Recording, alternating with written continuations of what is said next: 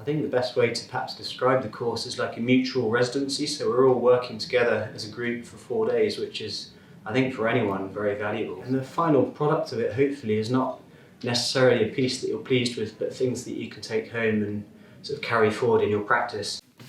So I'm just prepping a load of boards actually for the course at the moment. What's nice is that the participants don't have to think about materials, they're all provided. And I think simplicity is key as well. So we're using quite basic paints, but trying to get the maximum out of them rather than sort of blaming our materials. It's not always about that, it's about powering it down and thinking, what can I achieve out of this quite simple material? I think Dartington's unique in many respects because we can stay on site. You've got some amazing natural scenes like the flooded lake at the bottom at the moment. It's really full of reflection. It's fairly traditional in terms of landscape. You've also then got the brutalist architecture, some of the older architecture, so you've got conflict there. There's so much here, but that creates a bit of a challenge in terms of how you approach it in a painting. So it's trying to dilute all of those ingredients into forming your own personal story and taking something of your own language from it, I think.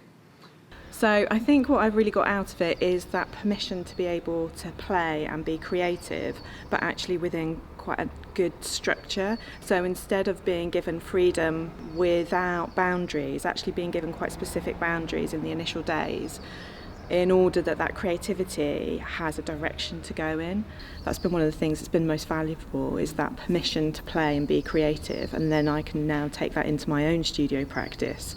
One of the things that's really obvious is it's a very inclusive environment, and you feel very welcome straight away. Obviously there's a beautiful grounds as well, there's lots of places to explore, there's actually really good facilities, so you can get a really good meal and really good coffee, which is really important because you need that break and you're treating yourself, so you want to be able to treat yourself on lots of different levels. So I think being in the environment that's so inclusive, and then being in an environment that has really good facilities, and being an environment that's very inspirational as well and has that diversity within the landscape and the architecture, I think there's food for thought for everybody.